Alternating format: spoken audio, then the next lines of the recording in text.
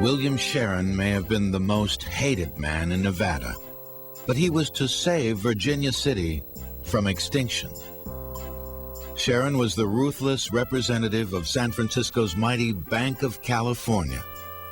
On the outside, he was a pure gentleman, a Shakespeare-quoting gourmet and lover of good wines. His style was to loan money and loan money and loan money and then foreclose. Because what he really wanted was not the repayment of the money, he wanted the property.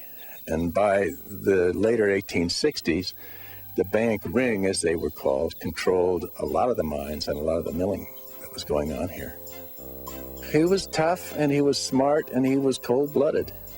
He didn't have any friends that I know of. Like everyone else in Virginia City, Sharon knew that wagon trains could not supply the Comstock mines with enough timber and machinery. He also knew he would make a fortune if he found a better way. In 1869, he raised nearly $2 million from investors and Nevada taxpayers and began to build a railroad. Building a railroad was easier said than done. To reach the mines, trains would have to thread the deep canyons and climb the steep grades of the Washoe Mountains. But William Sharon set his crews to work. 1,200 men, mostly Chinese, hacked and blasted a roadbed through the mountains. They dug 6 tunnels and bridged the canyons with lofty trestles. After 9 months of hard labor, the Virginia and Truckee Railroad became a reality.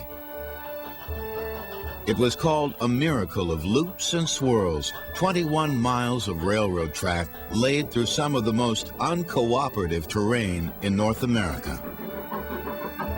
Virtually all of its roadbed pointed either uphill or downhill.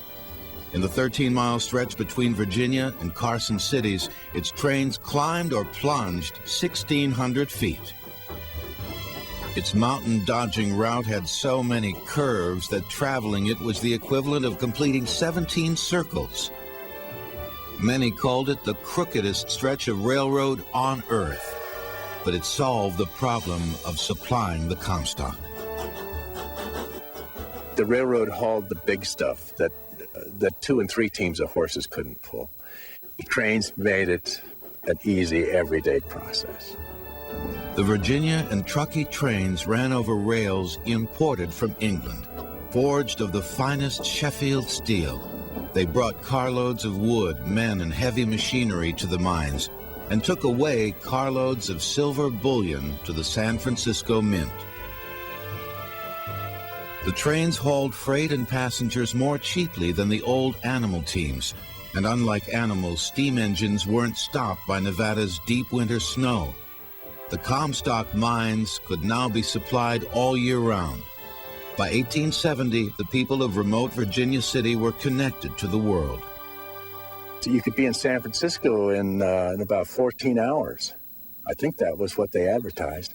You could get on the train here to Carson and go down to Carson City, take the northbound train to Reno, hop on the Lightning Express, and rattle all the way over to San Francisco, and it just seemed like space travel to them, you know.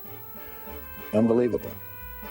Thanks to rail transport, the Comstock mines could now import huge steam engines powerful enough to pump the tunnels dry. These pumps were some of the biggest steam engines in the world. The largest had 2 massive cylinders, 100 inches in diameter, each weighing 43 tons.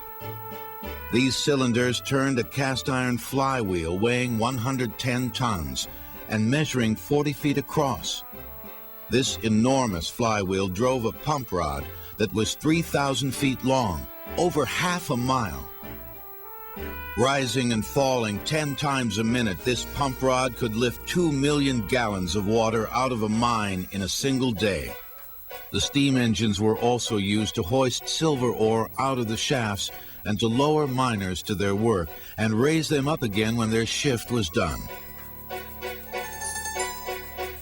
The hoist operators were carefully chosen for their powers of concentration. A hoist operator was a very serious job. A lot of people's lives depended on him performing it correctly. He had an indicator which would show at what depth the hoist was at. He was controlled by bell signals from the people riding the hoist. They would pull a rope and ring a bell, which would tell him what to do. He was licensed, and when there were people on the cage or in the mine, he could not leave the hoist. It was still is against the law to talk to a hoist operator while he's working. A slip up by the hoist operator could mean many deaths, and that did happen a few times.